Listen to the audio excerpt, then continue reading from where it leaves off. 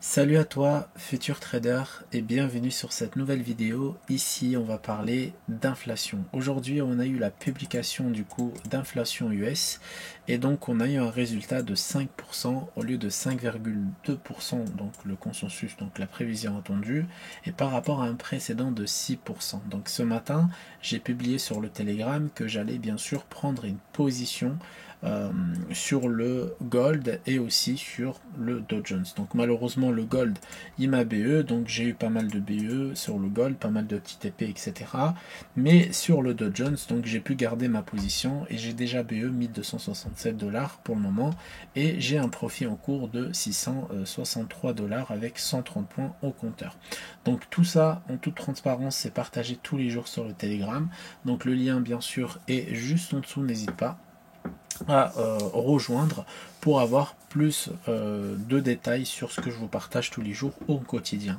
Si ce genre de vidéo t'intéresse, n'hésite pas aussi à liker et à mettre un petit commentaire et pourquoi pas t'abonner si c'est pas déjà fait. Donc aujourd'hui avec le Dow Jones, donc je m'attendais à un consensus plutôt haussier. Alors malgré la pression vendeuse qu'on avait ici, ok, qui s'était installée, donc on avait un sentiment de risque plutôt haussier. Pourquoi?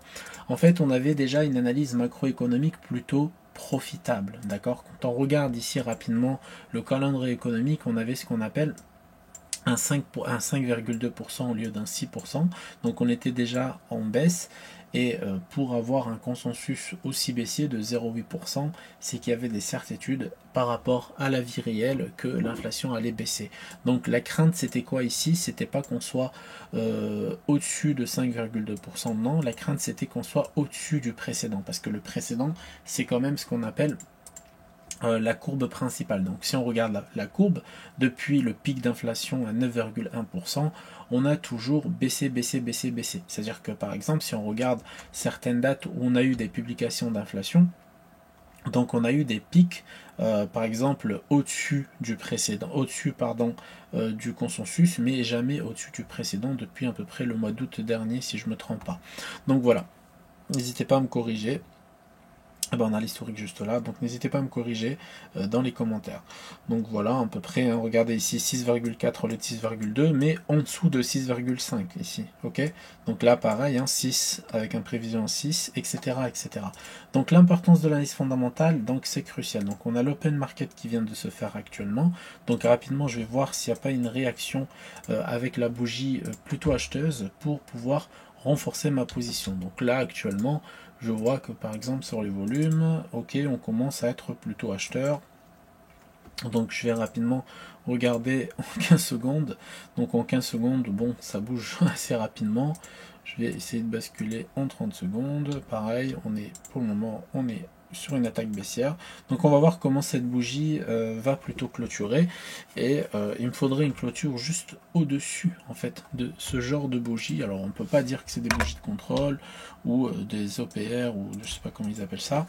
Donc on peut juste dire que là, si on casse, le sentiment haussier est bien sûr plutôt rassurant parce que regardez ce qu'on a fait. On a fait un up par rapport à l'inflation, donc par rapport au résultat. On est venu chercher un level algorithmique juste là.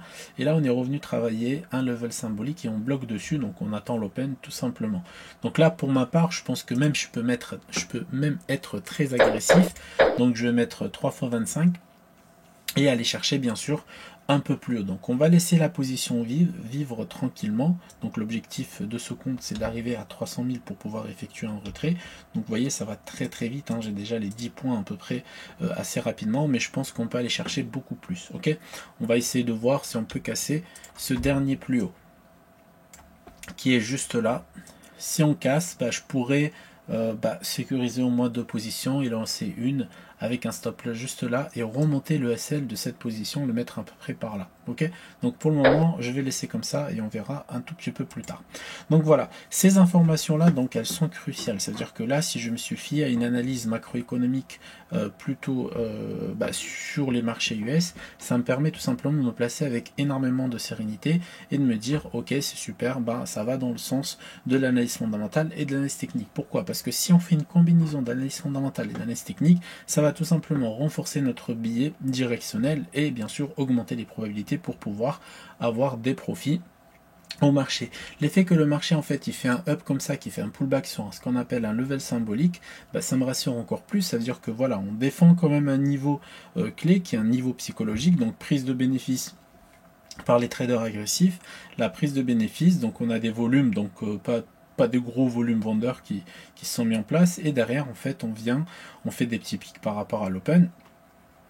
Et là, en fait, on repart tranquillement, sans aucun souci. On voit que voilà, c'est serein. On voit que notre procycle, par exemple, en une minute, bah, il a fini sa cyclicité ici, mais il a du mal à repartir vers le sud. Donc, on semble vouloir repartir vers le nord. Donc, pour le moment, ça se passe bien. Vous voyez, on a à peu près, on avait une vingtaine de points par position qu'on a pu avoir au compteur. Et tout ça, bien sûr, sur un compte réel au marché, et c'est pas un compte financé. Donc voilà. L'analyse fondamentale, ça reste quand même un élément crucial et clé pour votre trading au quotidien, donc n'hésitez pas à l'utiliser et n'oubliez pas que chez les bons traders, bien sûr, on a ce qu'on appelle un module complet fondamental pour pouvoir vous former correctement. On a même un petit PDF que je vais vous montrer tout de suite. Voilà le PDF en question. Donc ici, on a à peu près toutes les économies concernées. Donc on parle de l'analyse fondamentale donc en globalité, les banques centraux, les banques centrales, pardon.